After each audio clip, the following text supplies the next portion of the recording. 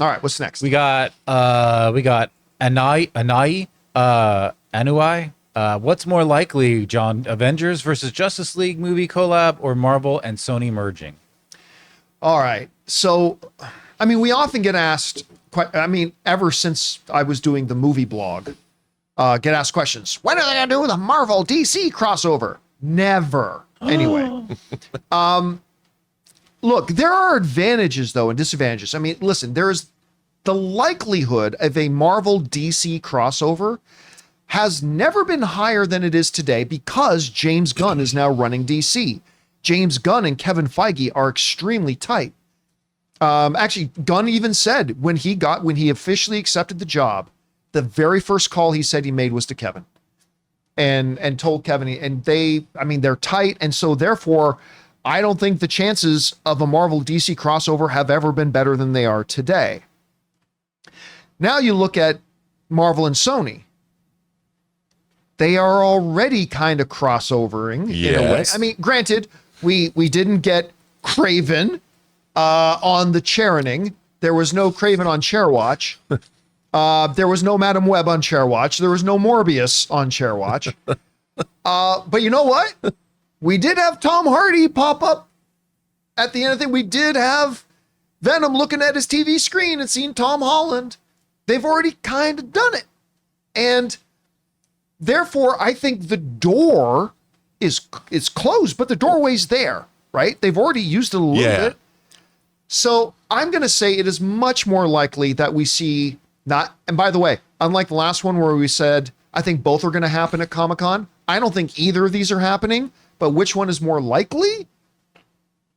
The Sony one is more likely. I don't think we're ever going to see a Marvel DC crossover. I really don't. I don't think we should. I really don't. But anyway, Rob, what do you think? Well, I think you're right. The Sony thing is more likely. However, I would posit this. After you've done your 6th Avengers movie and it's Secret Wars, and James Gunn is carefully building his universe, assuming his universe succeeds, and I think it will, they lead up to their own Justice League or whatever it's going to be. Like you'd pointed out, because of this with Sony, what would be the biggest thing Marvel could do after 60 plus characters that are going to be in Secret Wars or whatever? The next logical step, if you could work it out, I'm just going to say, I would love it. Because I mean, I've got that George Perez. I've got the absolute edition of Avengers versus Justice League. That would be the coolest thing ever. And you can't go any higher. That's when you hang up the MCU. Like when maybe you go back and do more. I don't know. But I would love to see that. I would love to see. And by the way, they've got the comic. It's a beautiful comic. George Perez's great work. Rest in peace. Wouldn't you love to see that? No. Come on. No. Come on. You can't make a good motion picture out of that. That you have like 80 characters, and I just no, because it's a great YouTube video. You could strip down the teams though. If you had, so you wouldn't have 4v4 or something. No, I would say like if you had the original Avengers team, what was it? It was 5 characters. If you had 5, maybe even 6, 7, 8, make it 8 on each side. That could be manageable. They'd be like the Expendables. What you need is a great plot. You need a great plot, and the reason, it's like when the Teen Titans teamed up with the X-Men. It was Darkseid and Dark Phoenix. Okay. That was dope. Here's 2 questions for you, though. Is there any scenario in which that movie doesn't just straight up end in a draw? Because the DC isn't going to let the Avengers win. No, Marvel's not going to let Justice League win. They fight, and they team up and save the day. Save the day again. And here's the other big problem, though. Marvel's just finishing with their bullshit, stupid multiverse nonsense. Yeah. Are they going to jump right into another multiverse thing after? Well, I mean, like 3 or 4 years later. Yeah, I mean, no, because I don't think that this isn't. It wouldn't be a multiverse. It's. You got to figure out some way to make, but it's. I don't know. That's a good point.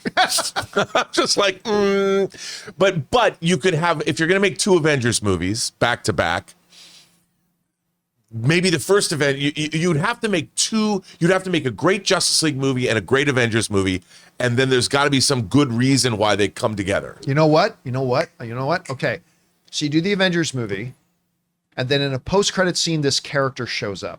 Then you do and it just ends mysteriously. Then you do the Justice League movie, And that same character pops up in the post-credit scene. And it's the Great Gazoo from the Flintstones. He calls them all dum-dums, and then he says, I'm going to make you fight because you're all stupid. And he brings them together in a big universe. I just wrote your movie for you.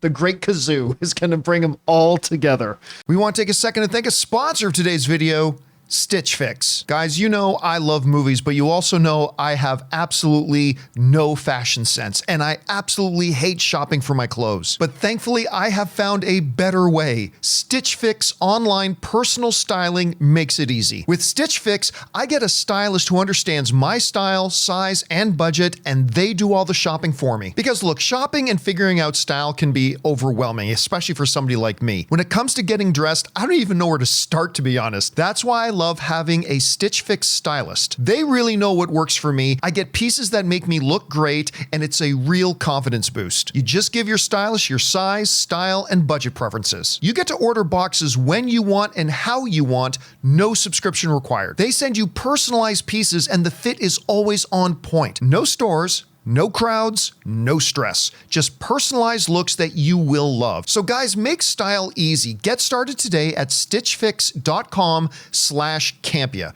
That's stitchfix.com/Campea.